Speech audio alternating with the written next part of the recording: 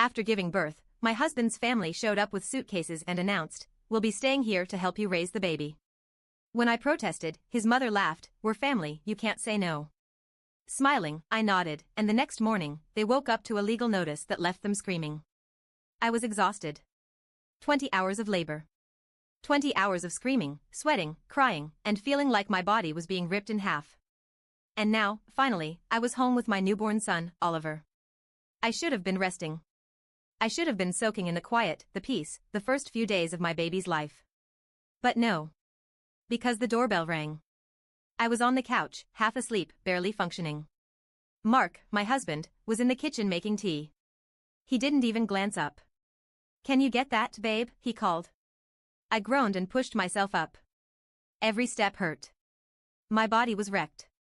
I was still bleeding, still healing, and now I had to answer the door like a hostess at a dinner party. I shuffled over, unlocked it, and opened it. Standing on my doorstep, beaming, was my mother-in-law, Jean. Next to her, my father-in-law, Robert. And behind them, Mark's younger sister, Ava. With suitcases. Big ones. Jean let out a little squeal and pushed her way in before I could react. "Oh, sweetheart. We're here." I blinked. "Here for what?" Jean set down her bag and smiled like I had asked a stupid question. "To help. You just had a baby. We figured you'd need all hands on deck." Robert strolled in like he owned the place, whistling. "Long drive," he muttered, dropping his suitcase in the middle of my living room. "What's for dinner?" Ava yawned dramatically, dragging her suitcase past me. "Which room am I staying in?" I stood there, gripping the door handle so hard my fingers ached. What is this?" I turned to Mark, who had finally wandered in, sipping his tea like it was just another Tuesday. Jean laughed and patted my shoulder. "Sweetie, don't be silly. You just gave birth. You can't handle everything alone. We'll be staying here for a while to help you out." I stared at Mark, waiting for him to tell them no. To stand up for me. To say, "Mom, Dad, Ava, you can't just show up unannounced with luggage like you're moving in." But he didn't. He scratched the back of his head and gave me an awkward smile. "They just want to help, babe." "Help. Right." I forced a smile. "Of course. Your family. Make yourselves comfortable." Jean beamed. "See? I knew you'd understand." I turned and walked to the nursery, gently closing the door behind me. I picked up Oliver, held him against my chest, and whispered, "It's okay, baby. Mommy's got this." I didn't sleep that night. Jean barged into the nursery every single time Oliver cried. The first time, it was just after midnight. I had barely dozed off when his little wails filled the room. I got up, wincing from the pain, and reached for him, only for Jean to swoop in, snatching him up like I wasn't even there. "You're picking him up too fast," she scolded. "You'll spoil him." I gritted my teeth. "He's a newborn." She ignored me and rocked him dramatically, whispering some nonsense about how babies needed to self-soothe. The second time, it was 2 a.m. I had just changed his diaper when she strolled in again. "Oh, honey," she sighed, watching me swaddle him. "You're doing it all wrong." She unwrapped him and reswaddled him like I was some kind of idiot. The third time, it was 4 a.m. I was breastfeeding, half asleep, when she walked in, shook her head, and actually tried to adjust how I was holding my own baby. "Jean," I said, my voice dangerously low. "Go to bed." She patted my shoulder and smiled. "I'm just trying to help." Help. That word again. By morning, I was dead on my feet. I walked into the kitchen and found Robert sprawled on my couch in his underwear, watching the news like he lived here. Jean was making coffee. Ava was sitting at my dining table, scrolling through her phone. Not one of them acknowledged me. Not one of them thanked me for letting them crash in my house. Not one of them asked how I was doing. And that's when it hit me. They weren't here to help. They were here to move in. I grabbed my phone and walked outside, dialing the only person I knew who would understand. Lily. My best friend. My lawyer. She picked up on the first ring. "You sound dead inside," she said by way of greeting. "My in-laws showed up with suitcases," I whispered. "They said they're staying here to help me adjust." Silence. Then, "Oh, hell no." "Yep." She exhaled sharply. "House is in your name, right?" "Yeah." Lease? Yep. Perfect, she said. Check your email in an hour.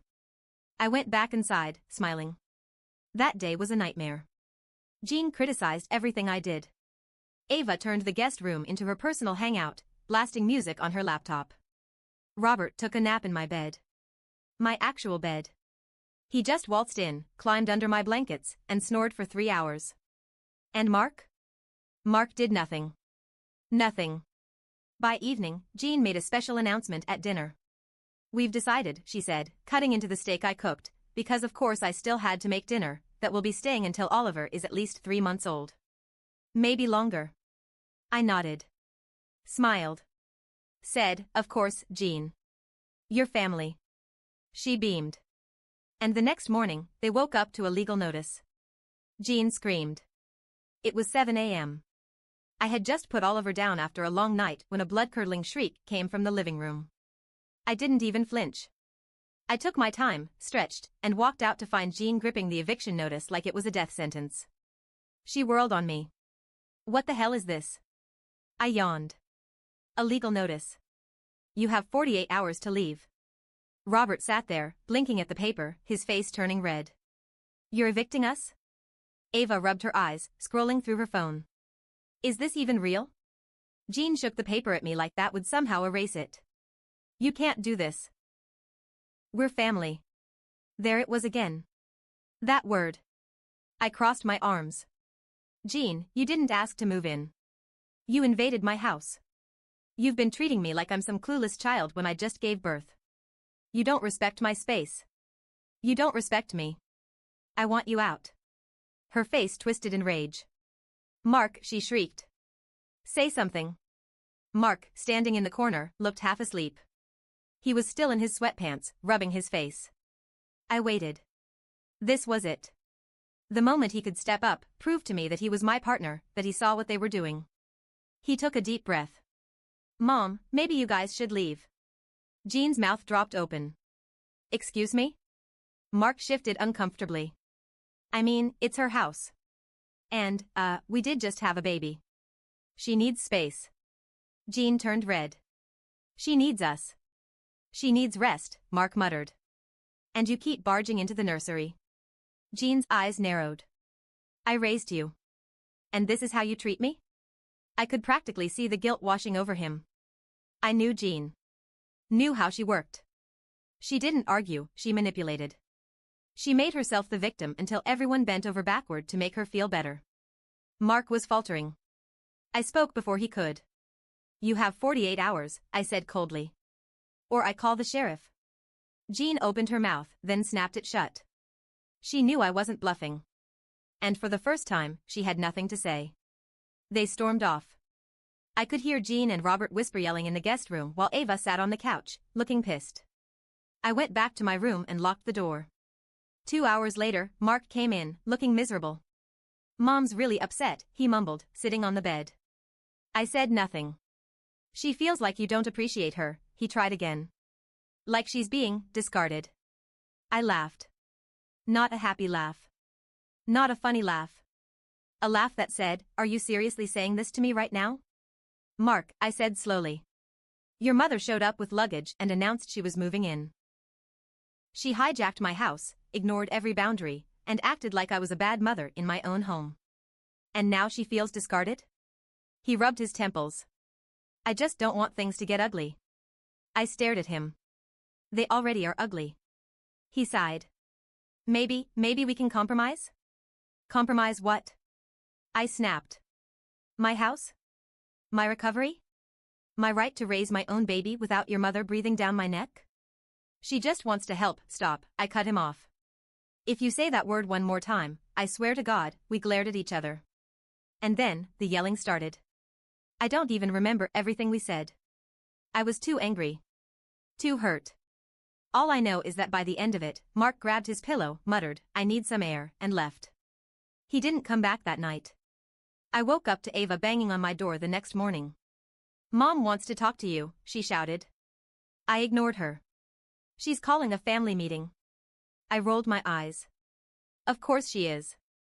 I got up, changed, and walked into the living room, where Jean sat stiffly on the couch, holding a cup of tea like she was the Queen of England. Robert sat beside her, arms crossed. Ava sat with her legs tucked under her, scrolling on her phone. Mark stood near the window, looking uncomfortable. Jean took a deep breath, then smiled. It was the fakest smile I'd ever seen. I think we got off on the wrong foot, she said sweetly. I sat down, crossing my legs. Do we need to go over the part where you trespassed into my home, insulted my parenting, and refused to leave? Her smile twitched.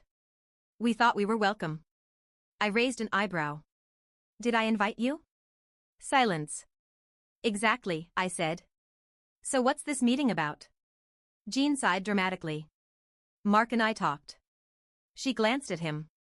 And we think it would be best if we all worked together to find a solution. I scoffed. A solution? The solution is you leave. Jean shook her head. That's not an option. I blinked. Excuse me? Robert cleared his throat. Legally, yes, you can kick us out, he admitted. But that would cause a lot of problems. I narrowed my eyes. What kind of problems? Jean set her cup down. Mark would be put in a very difficult position. Family isn't something you can just throw away. Oh. Oh, I see now. This wasn't just about staying. This was a threat. Ava smirked.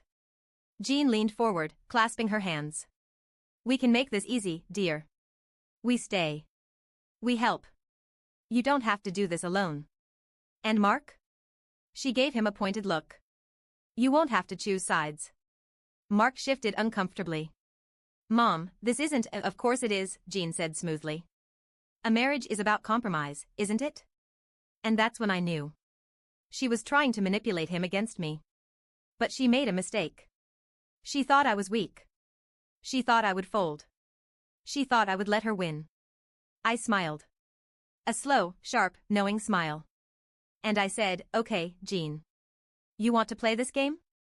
Let's play. Jean smiled like she had already won. Like I was some weak, exhausted new mother who would bend to her will if she applied just the right amount of pressure.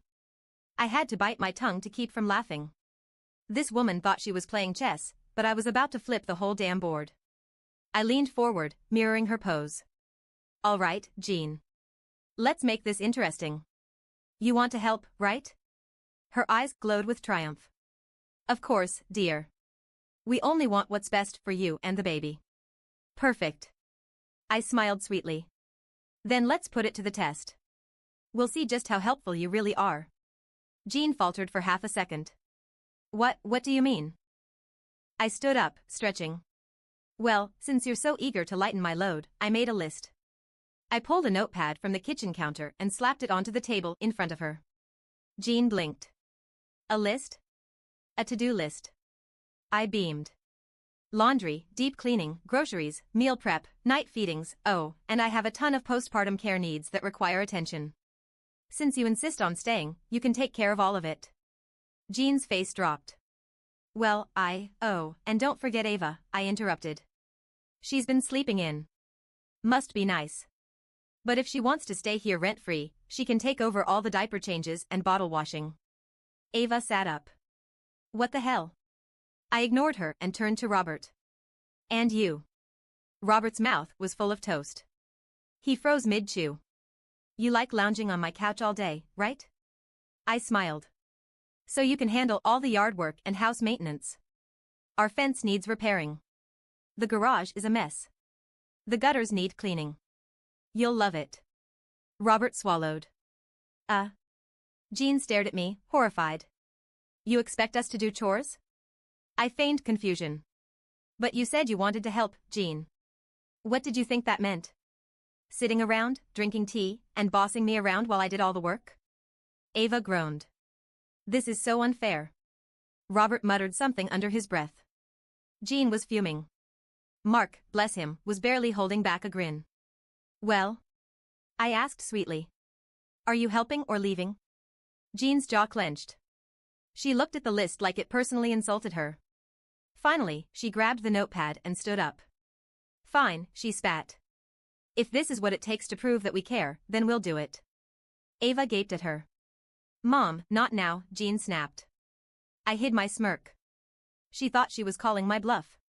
She had no idea that I was dead serious. It was beautiful. Jean started off strong, trying to show me up. She folded laundry aggressively, muttering under her breath. Ava changed one diaper and dry-heaved so hard she almost threw up. Robert attempted to fix the fence, hit his thumb with a hammer, and declared that he needed a 3-hour break. By lunchtime, Jean was dripping sweat, Ava was glued to her phone, and Robert was nowhere to be found. I sat back, sipping my tea, enjoying the show. By day 2, Jean had enough. I found her in the laundry room, staring blankly at the washing machine, looking defeated. She turned to me, breathless. I don't understand how you do this every day. I smiled. Because I have to, Jean. That's the difference. You came here thinking you were in charge. That you could treat my home like a vacation. That I needed you. But you? You're already breaking. She swallowed hard. I leaned in. You don't help people by taking over and making them feel small. You help by respecting their space, their choices, their boundaries. Something you've never done. She stared at me. For the first time, she looked unsure. That night, Mark came into our room, looking nervous. I was rocking Oliver to sleep. I barely glanced at him. I need to tell you something, he said. I sighed. If this is another speech about how your mother means well, I don't want to hear it. It's not that. Something in his tone made me pause. I turned to him. What is it? He hesitated. Mark. He ran a hand through his hair. Jean called a lawyer today. My stomach dropped. What? He exhaled. She wants to fight for grandparents' rights. I went ice cold. Jean. That bitch. She wasn't just trying to stay. She was trying to take my baby. Jean called a lawyer. To fight for grandparents' rights. I went ice cold. I was no longer just dealing with an overbearing mother-in-law who refused to leave my house. She was trying to stake a legal claim on my child. Mark had the nerve to look guilty. She said it's just a precaution, he mumbled. I stared at him. A precaution? He shifted. She's worried that you'll cut her off, because she invaded my home and treated me like an incompetent mother? I snapped. Because she's been undermining me since the second Oliver was born? Because she thinks she gets a say in how I raise my child? Mark flinched. I don't think she actually wants custody. She just wants control, I cut him off. And you knew about this, didn't you? Mark's silence told me everything I needed to know. Oh, this was deeper than I thought. I stepped back, gripping the dresser to keep myself steady. How long have you known? I asked, my voice eerily calm. He swallowed. A few days. A few days. My own husband had known his mother was considering legal action against me, and he hadn't said a word. I felt sick. You let me sit across from her at dinner, I whispered. You let me smile at her, let me think I was still in control, when the whole time, she was plotting against me. Mark scrubbed his face. She swore she wouldn't actually go through with it. She just wanted options. I laughed. A harsh, humorless sound. You let her, I said. You let her get away with this. Just like you always do. I didn't think she'd, of course you didn't. I shook my head. Because you never think, Mark. You never stand up to her. I took a shaky breath. But I will. And then, I walked out. Jean was in the kitchen, sipping her tea like she hadn't just threatened my entire world. Ava was texting. Robert was pretending to read a newspaper. They all looked up when I entered. I didn't bother with pleasantries. So, Jean, I said, voice like ice. When were you planning to tell me that you hired a lawyer? Silence. Jean blinked. Excuse me? Don't play dumb, I snapped. Mark told me everything. You're looking into grandparents' rights. Jean set her tea down with a soft clink. Now, dear, don't dear me, I hissed. You're trying to take my baby. She sighed, like I was being difficult. You're being dramatic. I would never take Oliver away from you. Then why the hell did you talk to a lawyer? Jean folded her hands. Because I was concerned. You've been so hostile lately, and I needed to make sure I'd still be able to see my grandson. I stared at her. Hostile? She nodded primly. You've been pushing us away since the second we got here. Because you moved into my house without asking. Jean waved a dismissive hand. We're family. That's what family does. Ava scoffed. This is so extra. Robert grunted in agreement. I turned to Mark. Say something. He opened his mouth, then closed it. And that was it. The moment I knew for sure that my marriage was over. Mark was never going to stand up for me. He was never going to pick me. So I made a decision. I inhaled sharply, then smiled. Okay, I said. You want legal involvement? Let's go all in. Jean frowned. What do you mean? I pulled out my phone. I mean, I'm calling my lawyer. She stiffened. That's not necessary. Oh, but it is, I said sweetly. Because I'll be filing a restraining order. Jean's face drained of color. Ava gasped. Robert dropped his newspaper. Don't be ridiculous, Jean snapped. Oh, I'm dead serious, I said.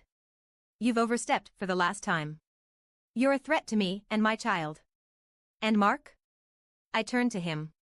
You need to decide right now whose side you're on. His mouth opened and closed. He looked at Jean, then at me. And I knew. I knew he was never going to choose me. I nodded slowly. Understood. Then I turned, walked into the bedroom, and started packing. I left that night. I packed up Oliver, grabbed the essentials, and called Lily, who told me I could stay with her. Mark didn't try to stop me. Jean ranted about how I was tearing the family apart. Ava rolled her eyes. Robert said nothing. I ignored all of them. I walked out the door, strapped Oliver into his car seat, and drove away without looking back. I filed for divorce a week later. I got sole custody. And Jean? She tried to push her grandparents' rights case. But she lost. Because the judge saw what I had seen all along, she wasn't a concerned grandmother. She was a control freak who didn't know when to stop. Mark tried to reach out months later. Said he regretted everything. I never responded. Some betrayals can't be undone. And some people don't deserve second chances.